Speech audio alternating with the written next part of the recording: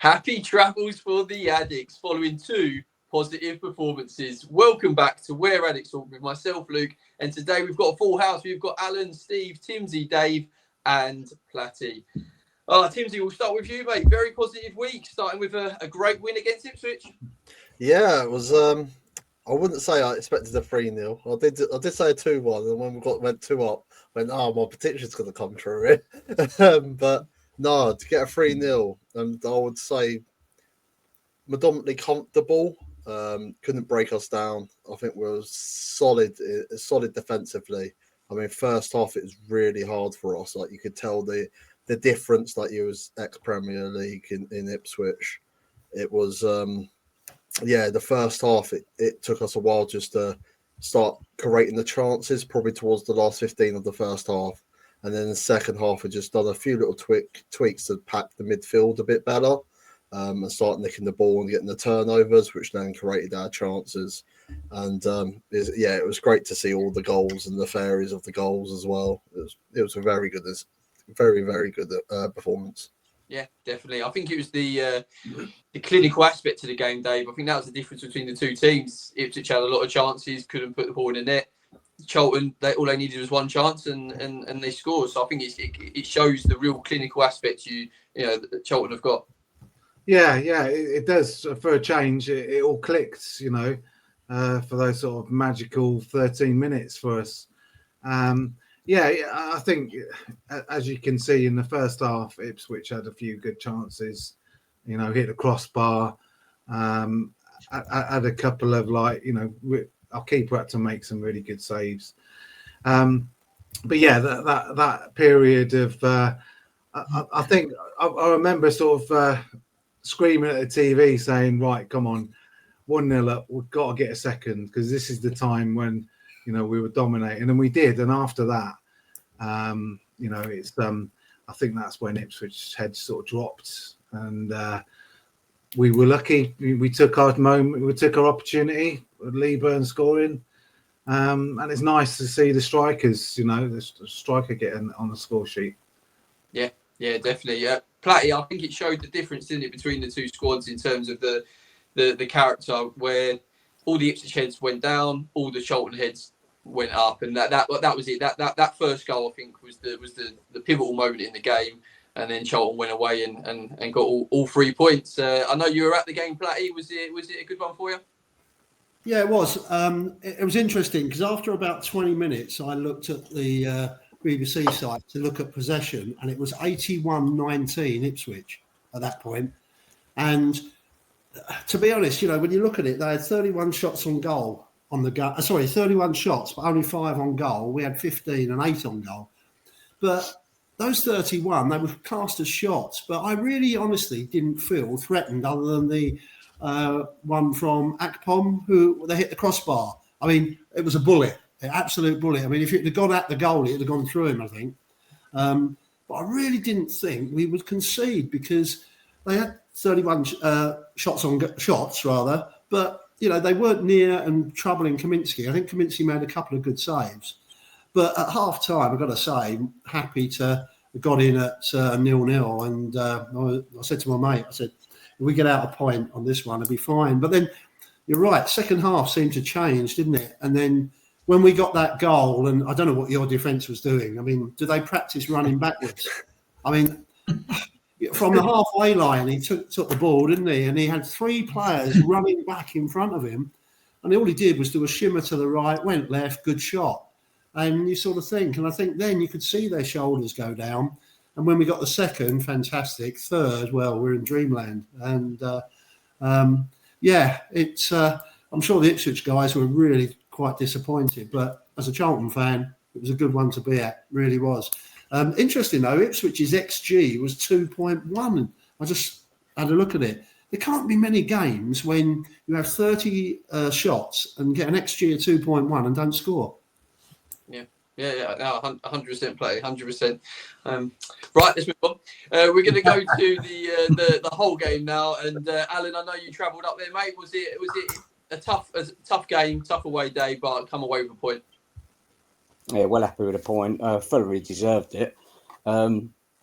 first half, I know a lot of fans are saying after the game that about the front two, I was very concerned with Coventry, and I think, especially once they, unfortunately, from the mistake of Macca, where we thought we got drilled it out of him, but he started to do that again with a mistake.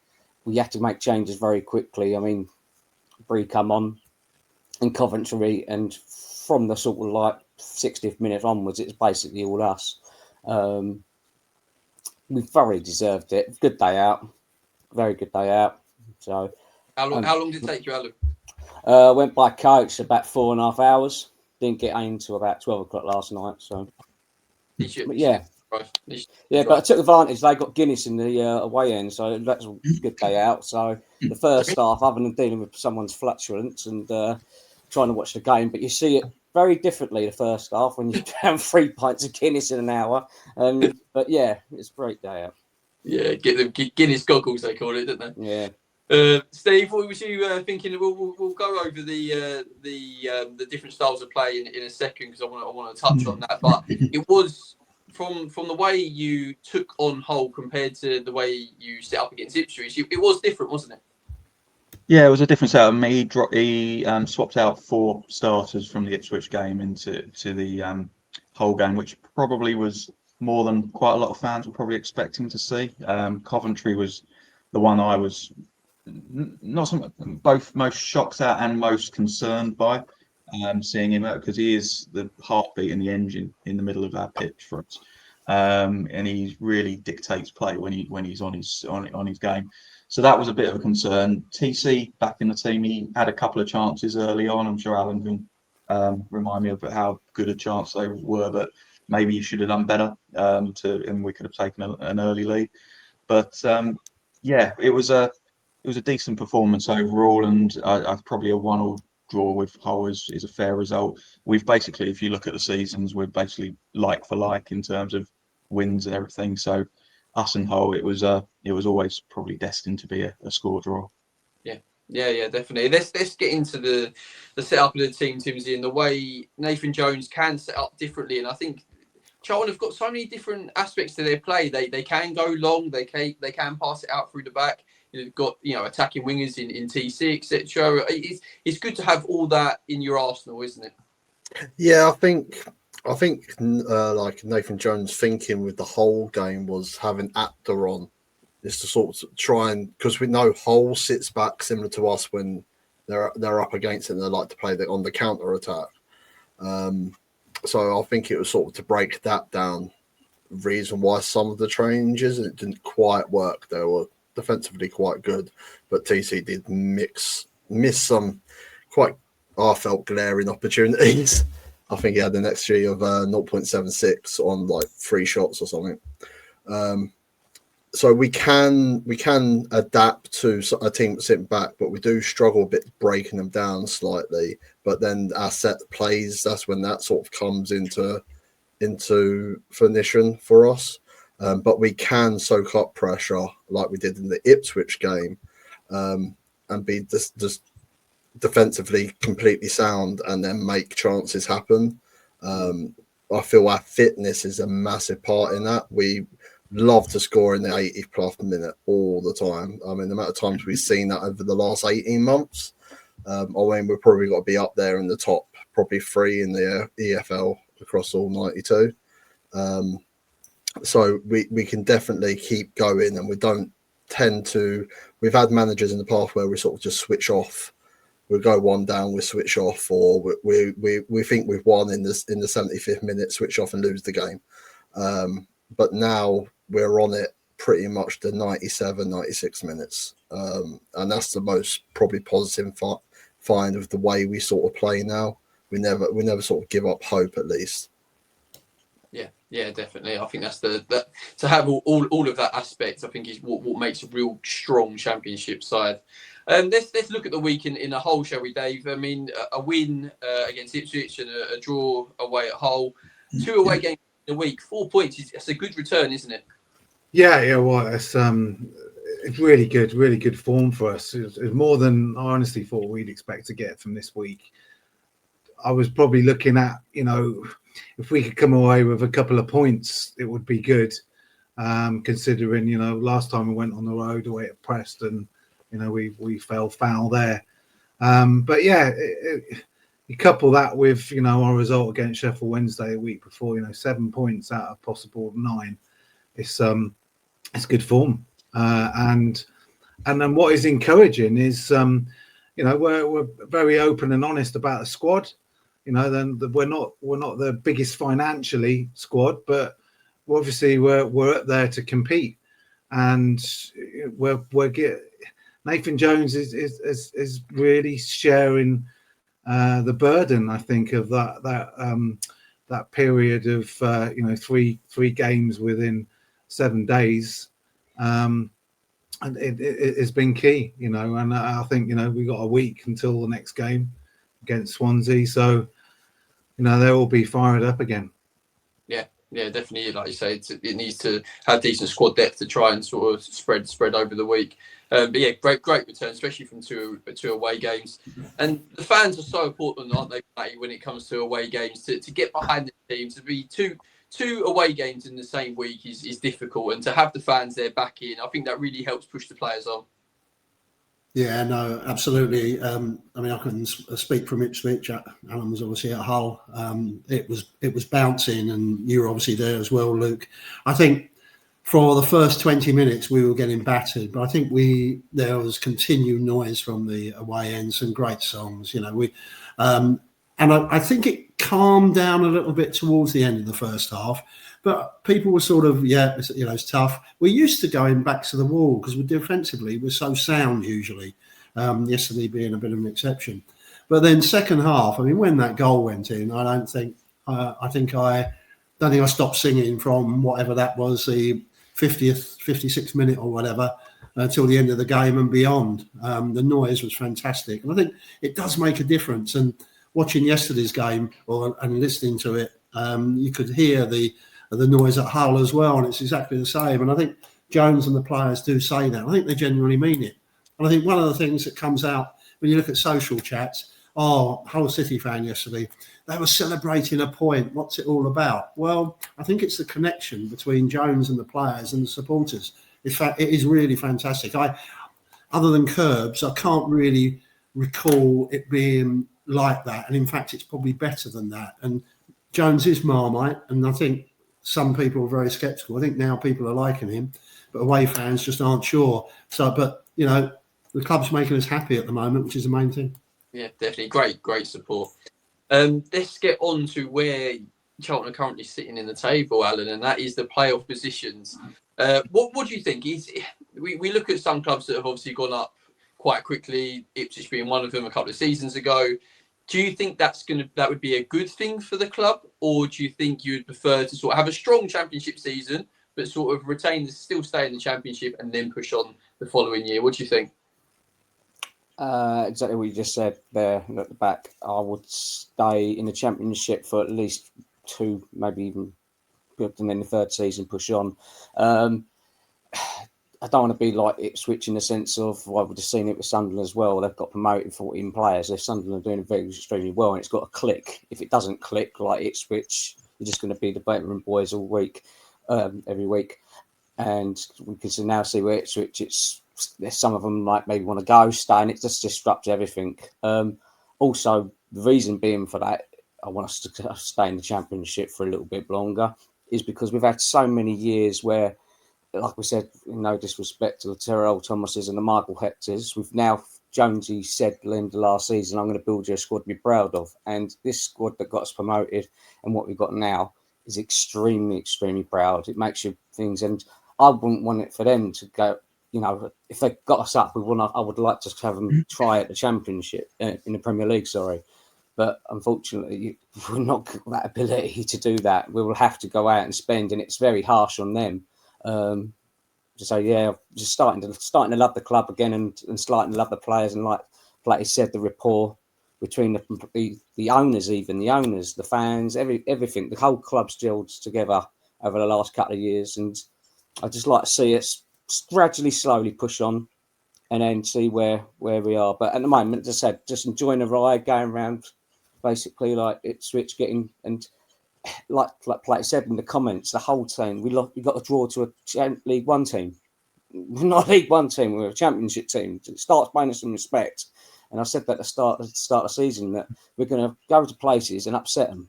We might lose, if I take our own hands, if we lose at home to Swansea, and like Nathan Jones says, they're better versions of themselves and we don't let ourselves down, we might lose a game, but we're going to pick up results away from home and play at home, bigger teams and get results. So we are a very, very good, solid Championship team. Yeah, I think you're right though. Teams need to give Charlton a lot more respect than they have done, but maybe that's also a thing that Charlton are using for their advantage, because teams are thinking that it's just going to be a bit of a walk in the park, and then Charlton come and prove that to be not the case. And yeah, you're definitely right, Alan. When you go up very quickly, you then do need to obviously change the players, because unfortunately it's such a big step up to the Premier League. But it rips the heart out of the club in terms of the momentum that you've been going on, the group togetherness that they've got, not just between themselves, but between the fans and the players as well. So yeah, I completely see your reasoning to wanting to sort of sustain in the Championship for a period of time. Right, this obviously we are on the lead up to Halloween, spooky night.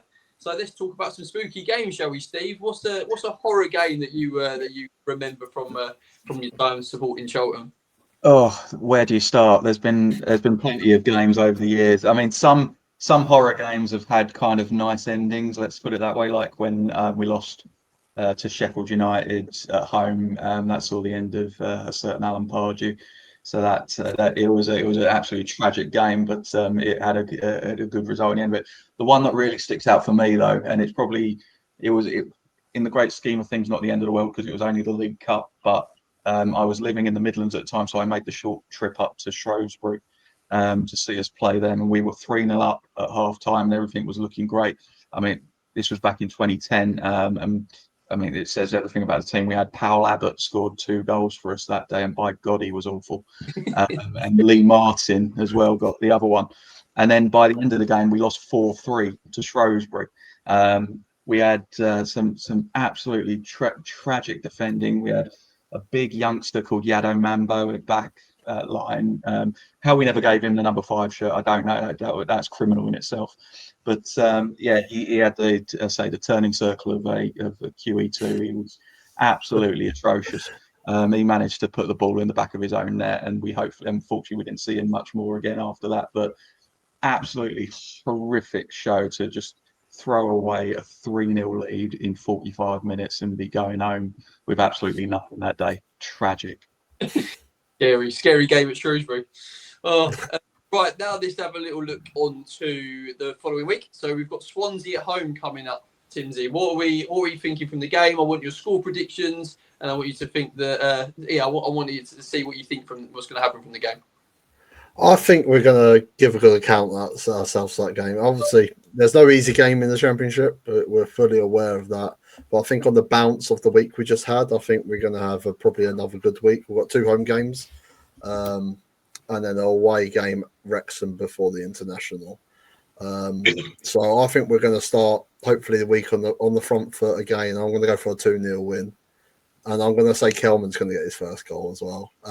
This is a game as well. A certain manager, Nathan Jones, will be very much looking forward to being a Cardiff City boy. So I expect him to celebrate rather wildly if we start getting like a 2-0 or a 3-0 or even a 4-0.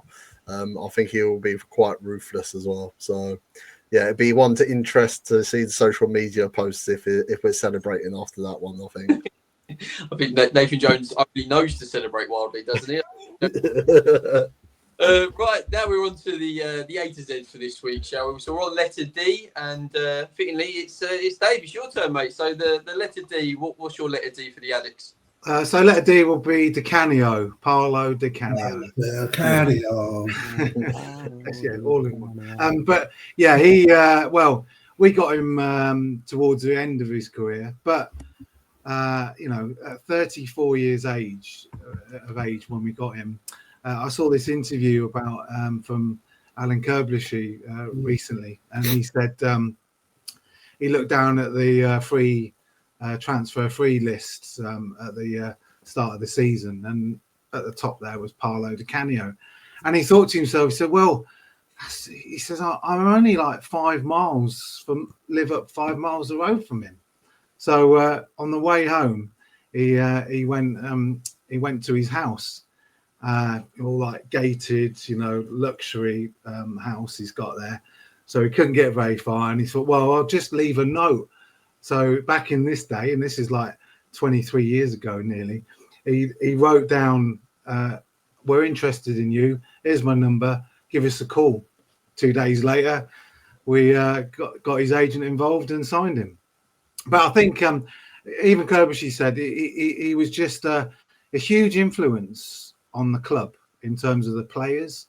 Like he said, he'd never seen someone train so hard, even to the point he had to say to him, "Look, you're training too hard. We've got a game this weekend. Just sort of ease off." He says, and he would just turn around and say, "Paolo Di Canio, Paolo does not train light. He trains hard." and that was an interesting thing as well. An insight is that Paolo would always talk in the third person. So he'd never say like, "Oh, can you pass me a ball?" He said, "Paolo wants the ball. Paolo wants to go here. Paolo wants to go there. Paolo wants to take the penalty against Arsenal and chip it in against Lehman." And he did. So, yeah, he was obviously a big influence. And in that season, we finished 7th in the top flight, our highest since the 1950s. So, yeah, great player. And probably the best, I think they're one of the best players we've ever had at the Gracer Valley. Yeah, what a player. Got to be some player to be given the right to talk in the third person, don't you? To have that sort of ego about you. So who can say anything? Lovely. Right, finishing the show as we always do with tweet of the week. It's actually from it's regarding the game just gone. It's actually from the Charlton Athletic Twitter page. I like it was a bit tongue in cheek. It was very good, very nice. And obviously, he come off the bench, gets the equaliser. I think it's important, isn't it, to use the substitutes, Platty, and to get them to really utilise your bench. Yeah, absolutely. And Luke Berry epitomises really the strength of the squad that we've got. And I think it's already been said, Nathan in the last couple of games has used that squad, and starting yesterday with Nibs is great. And bringing Berry on, I think, ultimately genius. I think I saw something, I don't know if it was Nathan said it, but the last few years we've had Chuck Sanike who we could throw on at 88 minutes purely because he couldn't run for more than about 10. But, Luke Berry, he does pop up, doesn't he, in some places. And yesterday he just got away from his marker, and the marker didn't seem really bothered. And I think he chested it in, didn't he? Yeah. It looked like off the chest. But, yeah, having the experience like that. And when you look across the squad, I honestly, last year, I used to look at the 11 and go, yeah, okay. Then you look at the bench and think, really, what have we got there? But when you look at the squad now on the bench, you've got some experience, you've got some young bucks, and it's looking good. But Jonesy is using the players well, I think. He's got to do something with ranking Costello, because the bloke must wonder what else he's got to do, because he really doesn't get time at the moment, and left Blackburn for the same reason. But at least he's in 6th and not in 22nd or wherever Blackburn are. Yeah, very true. But it's when there's players that you feel deserve the right to play and they're still not getting in, shows how good the team's doing. Yeah, very, very positive. Very positive, Charlton. Thank you guys for, again, a great conversation. And thank you, everybody, for watching at home. Please like and subscribe. Get involved in the comments below of the A to Z, your letter D for Charlton, and your comments on the great week Charlton have had. Bye, dude.